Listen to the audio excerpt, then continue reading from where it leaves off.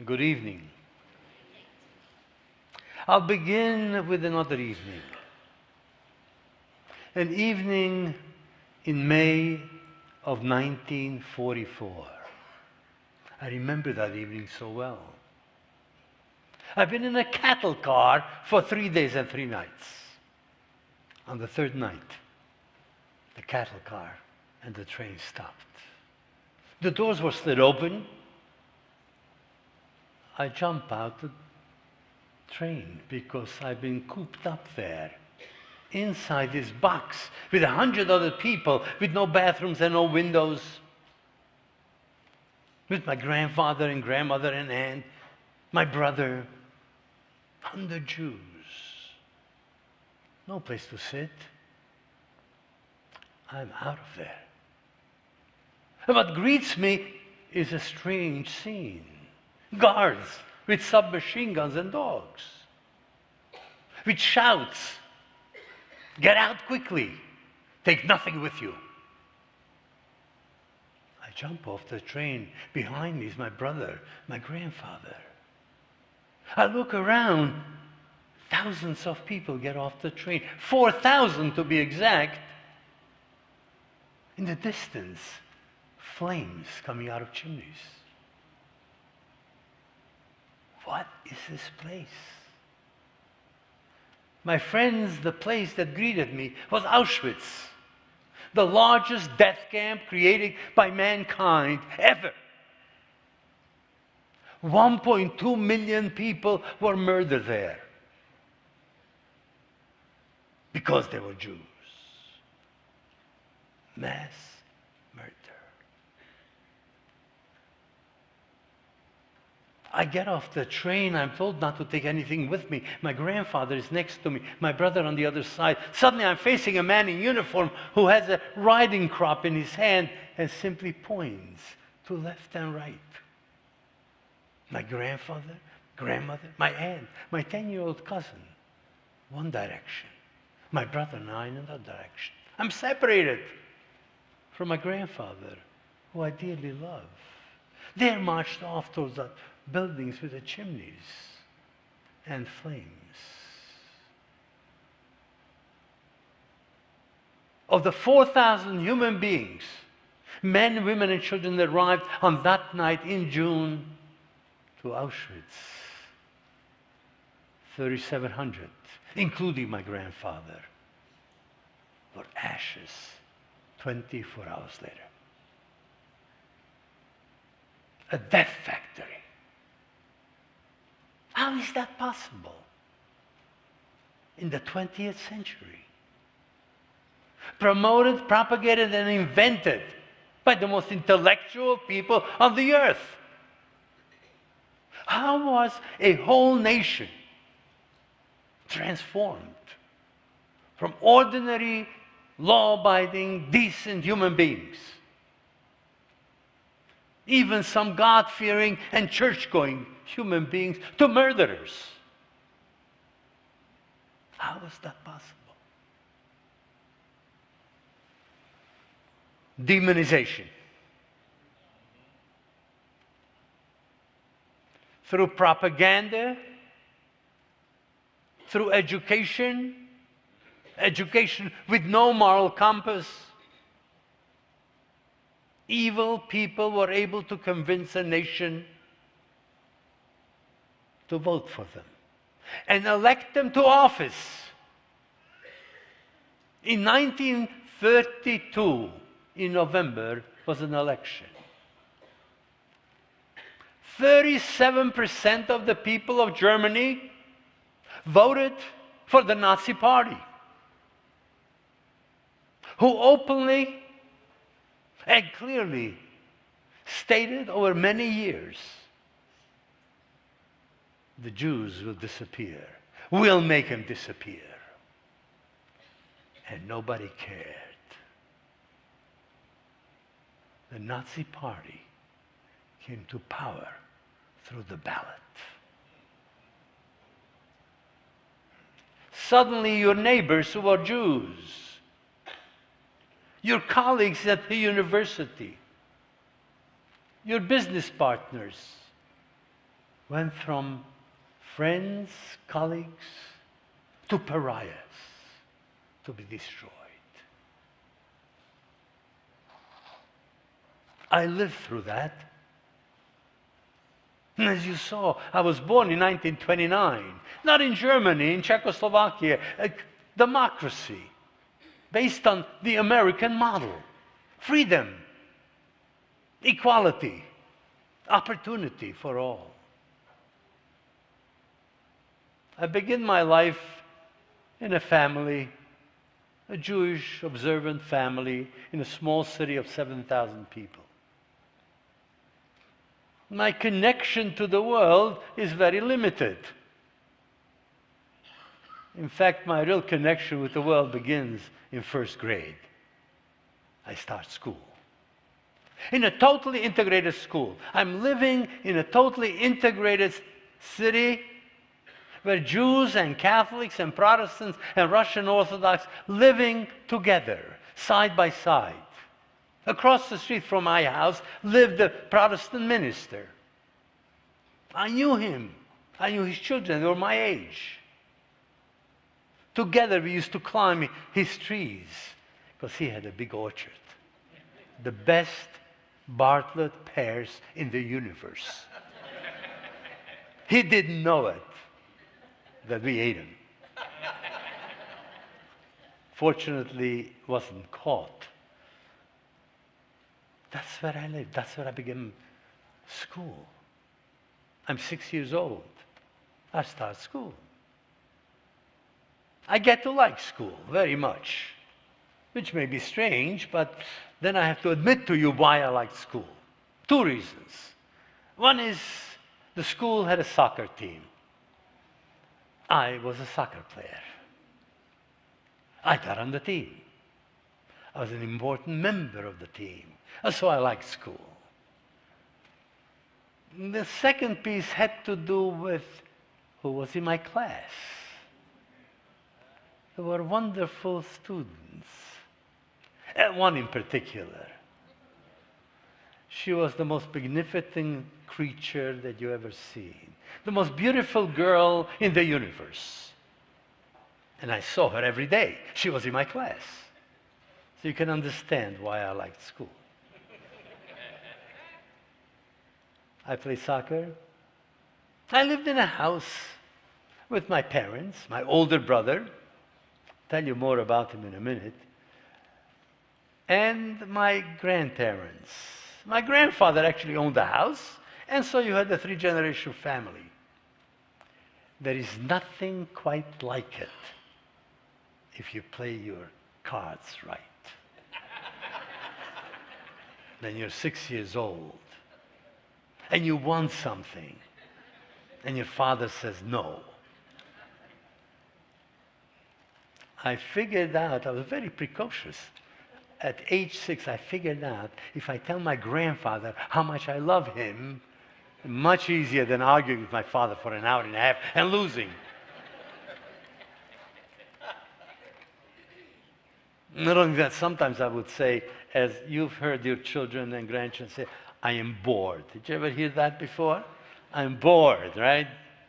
Whenever I said that, it meant I would get into trouble. And therefore my grandfather says, what would you like to do? Shall we play cards? Do we want to work on a project? By the way, my grandfather, who I love dearly, was very good with his hand. He can make things. Every project in school, I got an A. Okay, so it wasn't legitimate. My grandfather didn't. So I live in this wonderful place. I have friends. It's a lovely city. It has a soccer stadium. It has tennis courts. In the wintertime, we have an ice skating rink. The summertime, I go to the beach. We have a river. And around the river, the Army Corps of Engineers built a beach area. That's where I spend my time, playing volleyball and basketball during the summertime. And so, my friends, this is where I am in 1935 and 36 and 37, living in a democracy, free, integrated, loving family, get away with many things because of my grandfather. But there's one other person in this household, a person that I have had a very close relationship, my nanny. Now, the reason I had a nanny is because when I was born in 1929, my brother was 3 years old. My parents were concerned. How will this 3-year-old accept this interloper, this competitor? How is he going to take to it? He may say, like so many children, could you take him back to Macy's? And so, in their wisdom, that was before Dr. Spock wrote his book, they decided to get a nanny, and she's in our house, so I begin my life with a nanny, but she stays with us. I'm 3 years old, I'm 6 years old, and my nanny is there, and she's wonderful. I love her dearly. Why? Because she protects me. If my brother wants to hit me, she protects me. If my father yells at me because I've gotten into trouble, she says, Mr. Roth, don't yell at him, he's just a baby. Because by this time I'm 8 years old. One other wonderful thing is that I am Jewish, we are Jewish, but the nanny is Catholic. That has tremendous advantages. Because as a Jewish kid, you get presents during Jewish holidays. As a Christian kid, you get presents on Christian holidays. But my nanny is Christian. I get my Christmas present just like every non-Jewish kid. And my Jewish, of course, from my parents. So you understand, things are not bad. They're wonderful. My life, though limited to this area, is beautiful. Life is beautiful. All this changes. One day, we are told that piece of Czechoslovakia will be ceded to Germany. Something called Sudetenland. It's the western part of Czechoslovakia. Imagine if I would tell you that Ohio and everything north of Ohio will become part of Canada. You might get upset. What right does England and France and Germany have to make an agreement that they take part of Czechoslovakia? Nobody asked. Nobody asked me. I was upset by it. But the whole world was very happy. It was pure euphoria. Why? We just averted war, right? Adolf Hitler and the Nazi Party told the folks in England and his Prime Minister and the Prime Minister of France, give us this piece of Czechoslovakia and we will not have a war. Who wants a war? Sacrifice Czechoslovakia or a piece of it. But of course, Germany was a bully. The peace suddenly becomes Germany. But 6 months later, in the spring of 1939, German army marches through Czechoslovakia, splits it up into 3 pieces. A piece becomes Germany, another piece becomes Hungary, and the third piece becomes a new country called Slovakia. Slovakia. I live in the same house on the same street, and suddenly I live in a new country called Slovakia, which is a fascist country, which is a Nazi country, which takes on all the characteristics of Nazi Germany. So you say, what? You must have been a genius at age 10. You knew all about the laws? No, you didn't have to be a genius. It's the summer of 1939. I live in this new country, and suddenly one day I get up in the morning during the summer to meet my friends in the park. And I get to the park. There's a sign. Jews and dogs are forbidden to enter. That's how I knew. And slowly, step by step, more and more laws against the Jews. Me! It's not a theoretical thing. I can't go into the park. That afternoon I go to the beach. I can't go in because I am a Jew. More laws. I can't go out at night because I'm a Jew. Neither can my father nor mother. No Jew is allowed to be outside on the street after dark. A more personal thing happens by the winter. Country decides there are certain luxuries that Jews must not have. One of the luxuries is any article of clothing made of fur. I have a sheepskin jacket. I must deliver it to the police department. Now imagine, for the young people, imagine for a moment for Christmas, you got a pair of Uggs. You know what those are? You probably have some. And you get them for Christmas from your grandmother. And January 2nd, off to school you go, in your Uggs. Imagine walking into the lobby of your school, and there is someone dressed in a strange uniform and says, "You, redhead, over here. Redheads in America are not allowed to own Uggs." Huh? Are you crazy? Imagine how I felt. One other law which really affected me. Non-Jewish women were not allowed to live in a Jewish household by 1940. My nanny must leave. My friend, my protector, my everything, a person I've lived with for 10 years, suddenly must leave.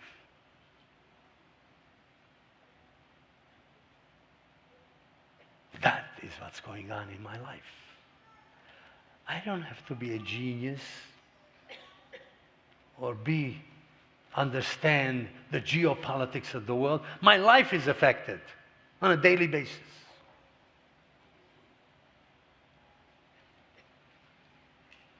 But in addition to the law, people change. It's the spring of 1940. I'm going to school with the same people. I'm carrying my friend's book, remember her? We do homework together. We even hold hands on occasion. She is Russian Orthodox and I'm a Jew. We're friends. She's gorgeous. And one day as we're walking home from school, I say, "I'll see you later. Going to do some homework maybe, or whatever else." She says, "No, we won't." I say, "What's wrong?" "My father told me not to be so friendly with a Jew. It's not good socially to be friendly with a Jew. I'm dumped because I'm a Jew." Quite personal. It's September of 1940. I was promoted in June. I get up in the morning, September 1st or 2nd, and off to school I go. I get to the gate of the school. The principal stands there, looks at me and says, "Roth, you can't go in." I said, "Well, what do you mean? I didn't throw a rock through your window. I didn't puncture your tires. What do you mean I can't go? You're a Jew. You can't go in." I'm thrown out of school. That afternoon, I decide, even though I didn't go to school, I'm going to meet with my friends and practice soccer, right? I get to the field that afternoon, and the coach tells me that we decided we don't want any Jews on our team. You can no longer play. Transformation of people is taking place. I was thrown out of school. But on that same day, every single Jewish teacher, from kindergarten to graduate school, was fired in the whole country. Very soon, Jewish attorneys can't practice law. Every Jew working for the government was fired. And you hear a rumor. Jews will no longer be able to own a business. My father has a business. He produces railroad ties. 160, 80, 100,000 each year. One of my father's employees, who is not Jewish, or some stranger decides that he wants my father's business, who is not Jewish. He can walk into my father's office, throw him out, and take over. So my father decides this is a very bad situation. He makes contact with one of his very dear friends. Christian man, Albert. So Albert and my father get together, and my father explains to Albert the situation of this law that is being passed, and proposes that Albert, who is a friend, take over the business legally. You know, sign a piece of paper, give it a new name, a new stationery. It's a Christian business, right? And Albert, being a friend, he's not going to take anything. And so they signed the papers. My father runs the business. No one can take it away because it is not a Jewish business. A few months go by, and one day Albert comes to see my father. Joe says to my father, "How are things?" I says, "Good." "How's business?" "Great. The war is going on." This is 1940. And railroad ties are being shipped on a daily basis all over Europe. He says, "I'm glad to hear that because I think I want half the profits." This friend wants half the profits. He started rescuing my father's business. Now he becomes what is known as a perpetrator. 3 more months go by. He walks into my father's office with the books under his arm. He says, "Joe, I like the way you are running my business. I'm not going to fire you. You can manage it. But the business is mine." People change.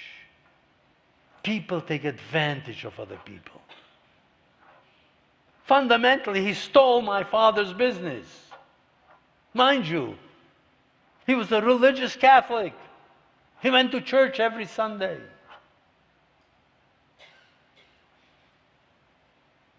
But one of the commandments that "thou shalt not steal" happens to be a suggestion, another law. People change. So by 1941, if you look at the map and look at the political situation, by 1941, all of Europe is controlled by Nazi Germany and their allies. Except for the Soviet Union, but that too becomes part of it. Why? Because in June of 1941, Germany, which had an agreement, a non-aggression pact with the Soviet Union, two buddies, the Soviet Union and Germany, an agreement. But in June of 1941, Germany attacks the Soviet Union and penetrates deep into the Soviet Union. They're 80 miles from Moscow. But something else is taking place. Germany organized a special group of soldiers, not fighting troops because they're too old, volunteers whose job it is to learn how to fire a machine gun, go out into the eastern part of Poland and the western Russia, gather the Jews in towns and villages and machine gun them. Day after day, these men, thousands of them, murder men, women, and children because they're Jews.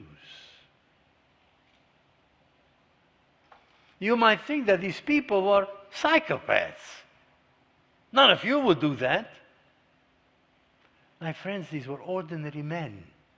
They were lawyers and they were doctors. They were farmers and pharmacists who volunteered to go into the field, learn how to fire a machine gun, and murder men, women, and children. They've been transformed. But as it turns out, the rate at which they were able to do this wasn't so tremendous. The first 6 months, they murdered 500,000 Jews. It's too slow. Also, of course, what do? When you have a problem, you get people who are smart. You get them together and say, how are we going to do this? And so there's a conference in a place called Wannsee. It's called the Wannsee Conference. Sitting together is a group of people who are scientists and chemists and military personnel and transportation experts. And the single item on the agenda is, how are we going to get rid of all the 11 million Jews of Europe? And in 90 minutes, this group comes up with a solution. We will build death camps. Bring the Jews there, gas them, and burn their bodies. That's how I came to Auschwitz.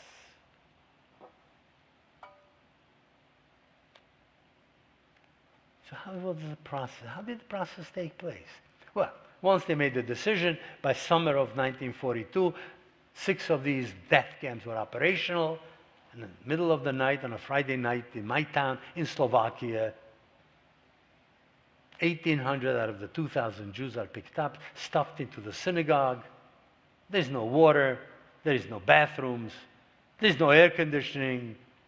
For a day and a half, on a hot summer period of a day and a half, stuffed 1,800 human beings into a place normally occupied by 400. A day and a half later, they're marched out of the synagogue to the railroad station and they're gone. Luckily for me, I am not. My whole family is left there. Why? Because my father is still running Albert's business. So temporarily we're there. A few months go by, and one morning my grandfather and grandmother are arrested. We go into panic mode. We manage to get them out of jail, but we must escape. So we manage to do that. We go across the border into Hungary. Hungary in 1943 and beginning of 44 is a safe country for Jews. Not because they love Jews. No, they persecute the Jews. But they decided that rather than taking the Jews and murdering them while the war is going on, we'll take the Jewish men, attach them to the army, let them do all the work. Let the Jewish men fix the roads, build bridges if necessary, and march in front of the tanks and clear the mines. This way, if a mine blows up, it's going to kill a Jew, but the tank will be safe. But the families are at home.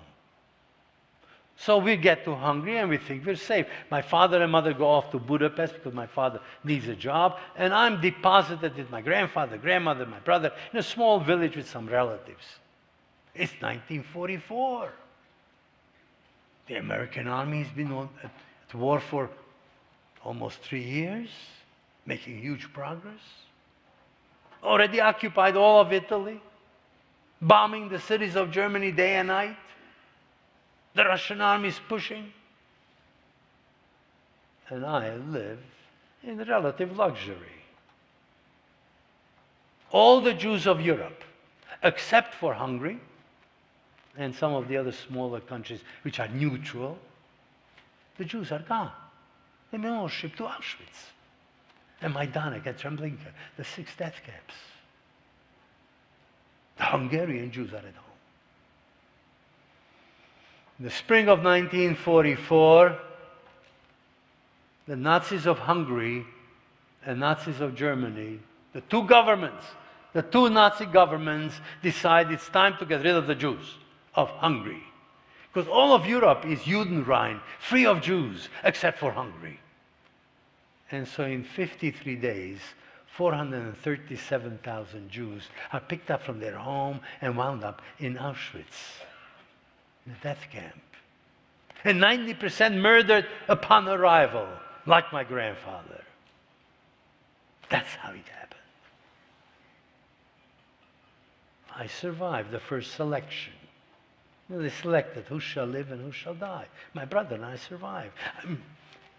A number is tattooed on my arm. I'm no longer a person with a name. Now I'm a number. Branded. I'm shipped off to work. I'm 14 years old. My ability to understand how you hitch a horse to a plow and proceed to drain the swamps around Auschwitz. What do I know from this? But I learned. If you didn't learn quickly, you didn't live very long. It's hard work. Early morning to late at night, 6.5 days a week. On a diet of black coffee. Soup at noon and a piece of bread at night. You can imagine I'm always hungry. Working from early morning to late at night, I'm always tired. But there's one other thing in Auschwitz. Some nights we would come back from work, go into our barracks, wash up, go to sleep. Most of the nights. Some nights we're marched into the shower. Get undressed, take a shower. Wonderful. Except for the fact on many occasions, as you got undressed and marching into the shower, there'd be a doctor look at you naked and determine if you should continue to live.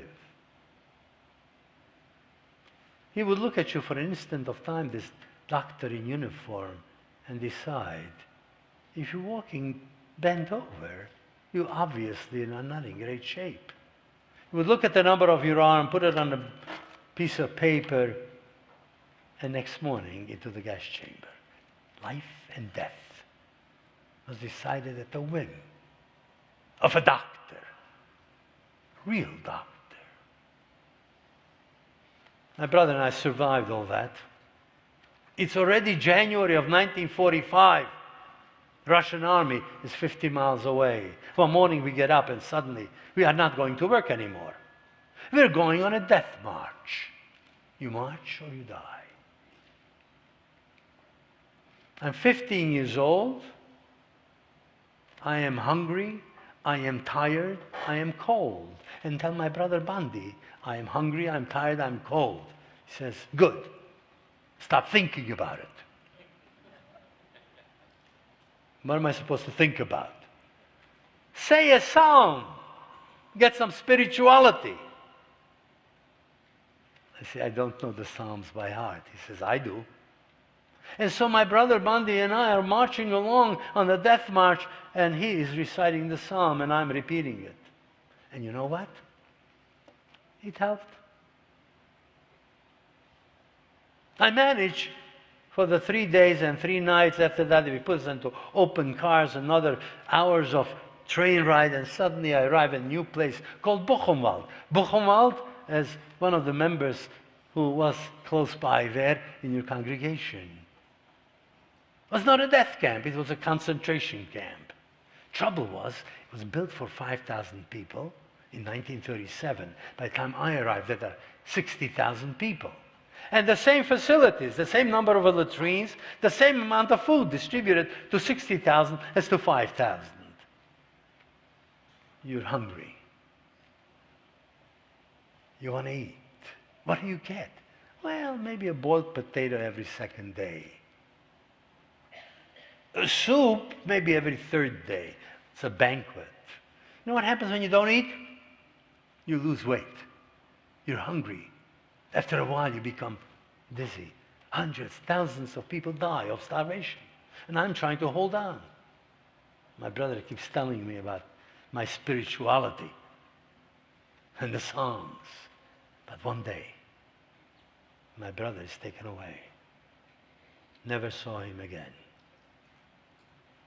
And I'm trying to survive, and I keep hoping and praying this whole thing will be over. It is now already April of 1945. On the 8th of May, the war is over. I'm trying to hold on. They started death marches again. I hide because I know I can't march. I'm down to 75 pounds. I keep hiding every night. On the 10th of April, I'm hiding under a building in a crawl space. Who would go and look for a Jewish kid under the building? My luck.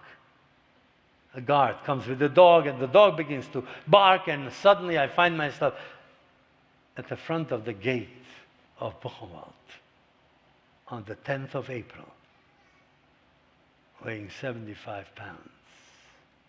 I know once I'm through that gate, I cannot march. I can hardly drag myself. While we're standing, the siren goes off. There's an air raid. All day long. A miracle. And of course, when an air raid takes place, the guards don't want to be outside and be seen, because if they do, they're liable to be killed. The bombs don't know the difference between a Jew and a guard. You knew that, right? Didn't have to explain. I survived another day. By next morning, 9 o'clock, by 11 o'clock, all the guards disappeared. Didn't matter if they were German or Hungarian or Lithuanian or Estonian or Ukrainians. Disappeared. And 3 o'clock in the afternoon on April 11th, 1945, 2 American soldiers walked into our barracks. One was black, one was white. The Messiah just arrived, my friends. So if you want to know what the Messiah is going to look like, one is black and one is white. And there are 2 of them. I survived. I'm alive. For me, the war is over. Wonderful people. The commander, the American commander, makes sure that everybody gets food immediately, and so on and so forth. And particularly concerned about the kids. So he says, there are about 300 kids. Immediately, within a day or two, he says, they can't stay in these barracks, because all it is shelves we're sleeping on. Marches us out, all 300 of us, past the warehouse, tells us to go in there, get undressed. They disinfect us with DDT, and inside this building is nothing but brand new, gorgeous, spanking, brand new German army uniforms. And so we all get dressed. We come out. And we're not going back. Another 100 yards. A new building. And they begin counting of 1, 2, 3, 4. You 4 go to the 4th floor, room number 1. Suddenly I'm living at the plaza. There are 4 beds, mattresses, linens, pillows. And it's a full American plan plaza. We get breakfast, lunch, and dinner.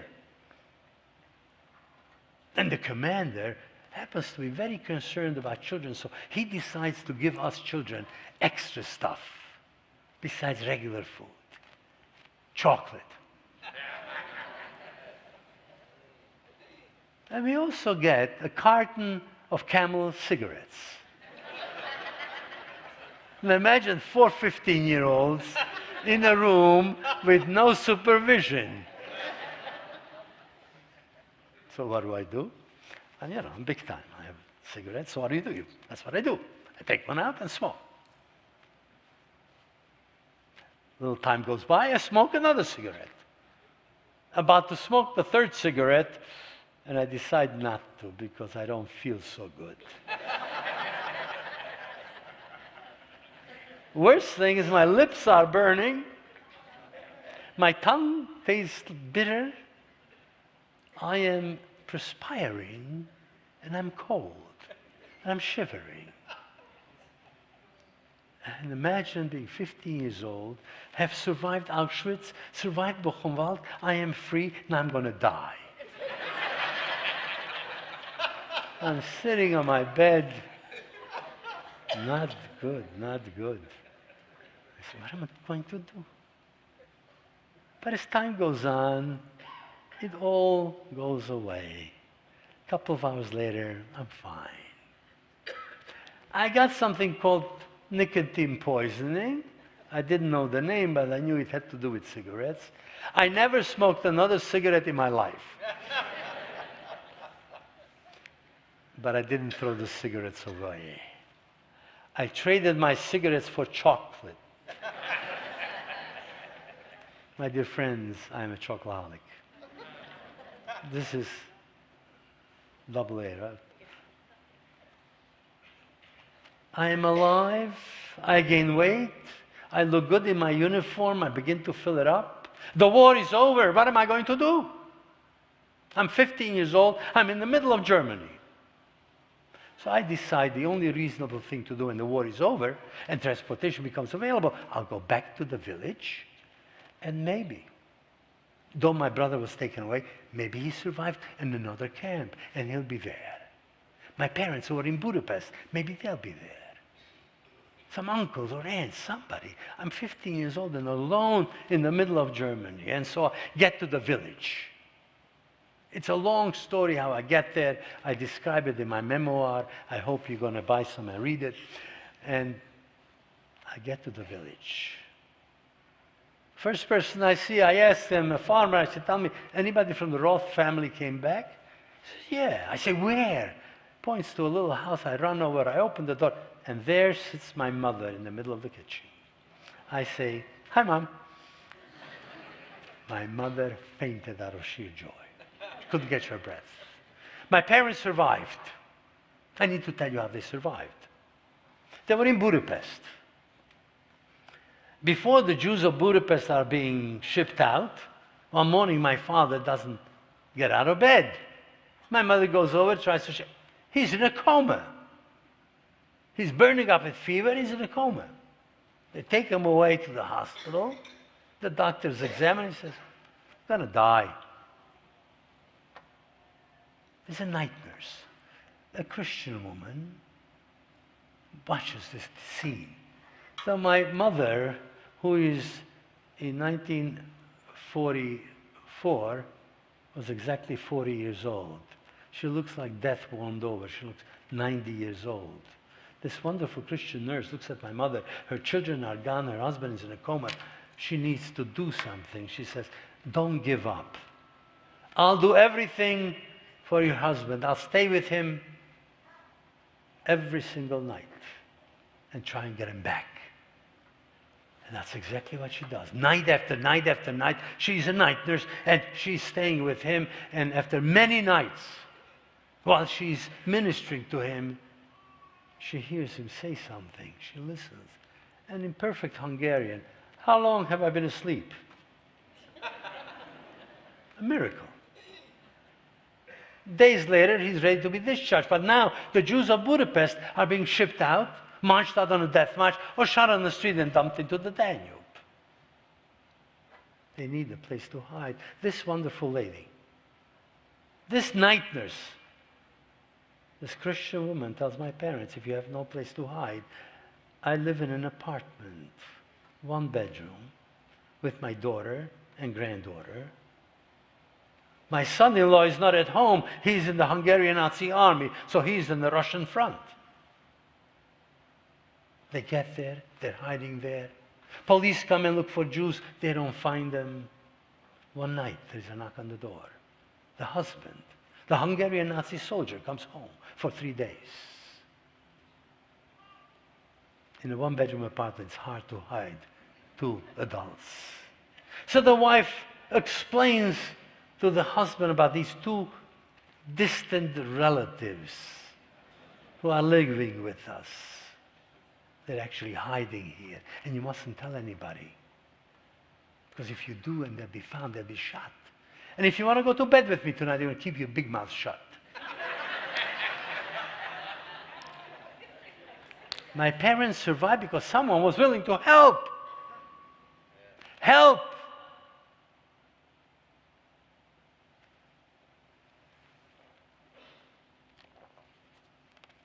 So I come home and I find parents. I'm 15 years old. 99% of Jewish young men of 15 and 16 years old had no parents, even if they survived. But I did. And you would imagine that our old neighbors would say, how wonderful you survived. Comments? So many Jews survived. So many Jews came back. Hitler did a lousy job.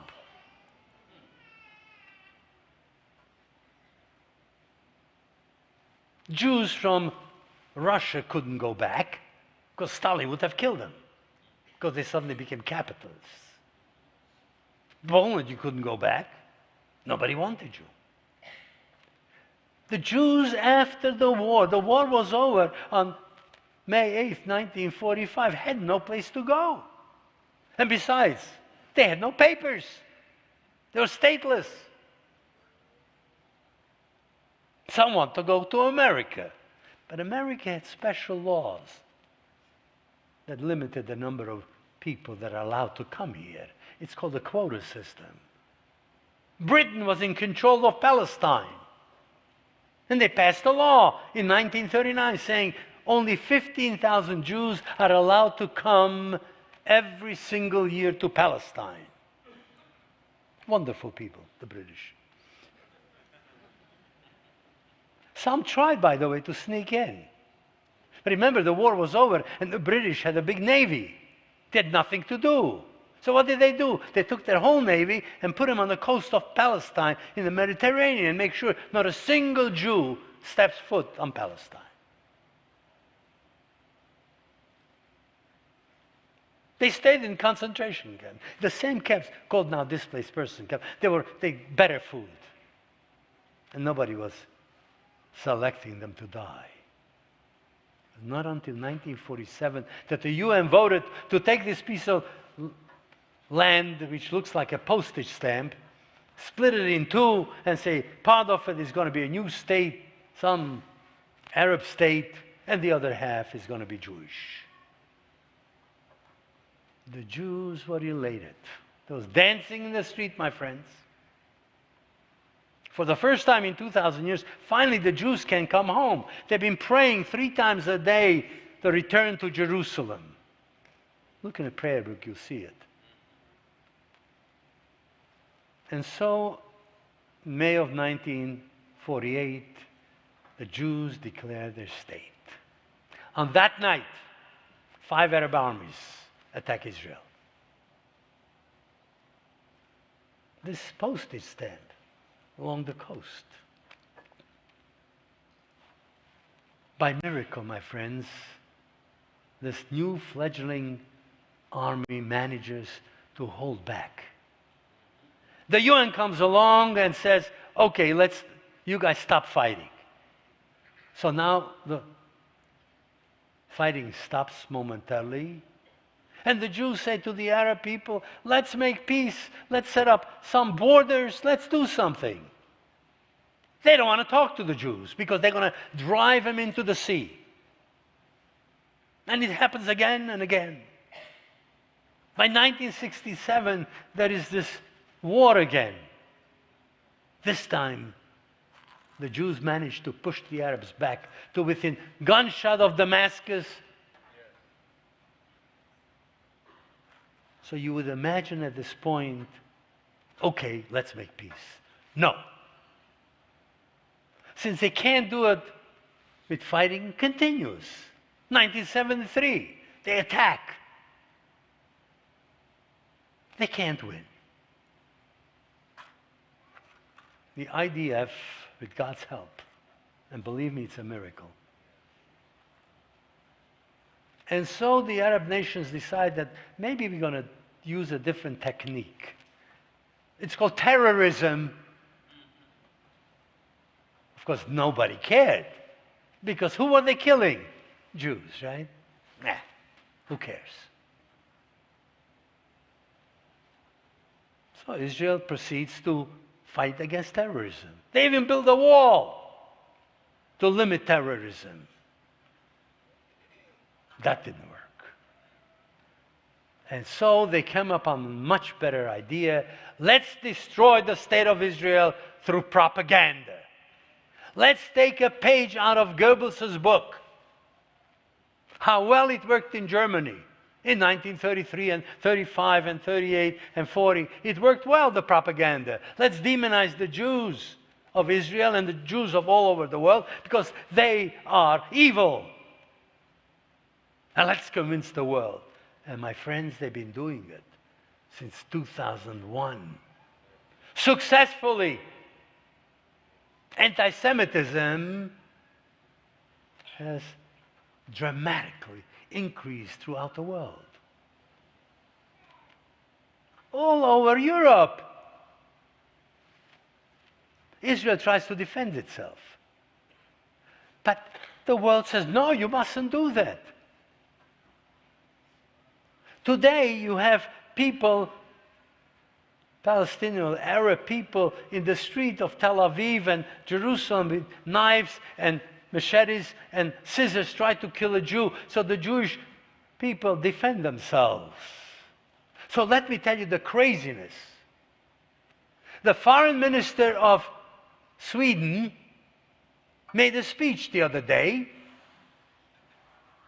saying that the IDF is committing war crimes by killing people with knives and machetes. The IDF is protecting to the Jewish people, the civilians on the street, by protecting Jewish civilians. They're committing war crimes.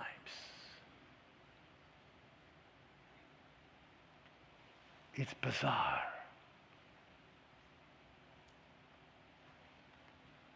The UN meets, and they have different committees. You know, they have different important committees. The other day, one of the major committees on women's rights met in New York. There are about 40 some odd nations, and they're discussing the issue of women's rights. So you would think they will discuss the issue, the fact that in Saudi Arabia, women can't drive. Or they would say, Iraqi men beat their women to bloody pulp if they don't obey or decide to leave the house without permission. You might suggest that that was the UN's position, right? They would discuss that. Or the fact that in Darfur and that whole area, young women are mutilated. Because what they do is do an operation or something to make sure they don't enjoy sex. They might discuss that, right? No, my friends, the only discussion and the only decision that was made by the committee, consisting of 40 some odd nations, is that Israel persecutes women. The only discussion and the only decision that was made that Israel is oppressing women. Now you sit there and you say, what? Now mind you, 20 countries voted against Israel. So you might say, okay, I understand the Arab countries. 19 countries abstained. Abstained. Belgium, France, Luxembourg. Totally insanity. It has nothing to do with women's rights. In Israel, women run the country, let's face it. You ever met a Jewish woman who doesn't run a country? It's one of the first countries in the world that had a woman prime minister. They're in the army. Bizarre. The only two countries that voted against it, and I must say I'm very proud of my country called America. We actually voted against it. And Israel. Total lies. By the way, there's no such thing as Western Wall. You've heard the Wailing Wall, the Western Wall? Wrong name, my friends. UNESCO renamed it. It's now named for Muhammad's horse. Bizarre things are happening in the world. And so, I come to you, Kufi comes to you, and say, folks, Israel needs help.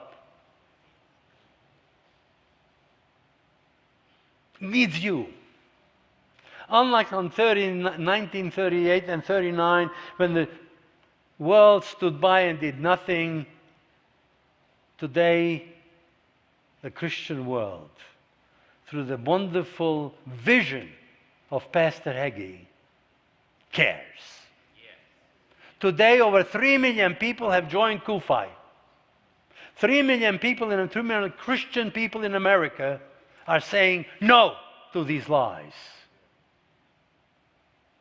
And as my friend Lyndon spoke to you, I ask you to join Kufi.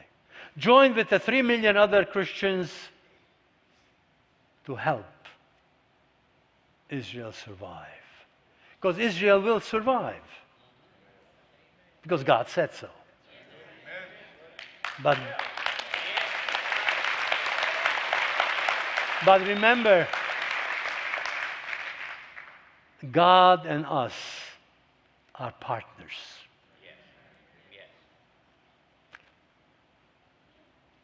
And that is what I ask you to do. Become a partner with God, with Kufi. Help. And that way, Israel will continue to live. And as it says in Hebrew, Am Yisrael Chai. Israel as a people, Israel as a country shall live. But it requires our participation. So I thank you.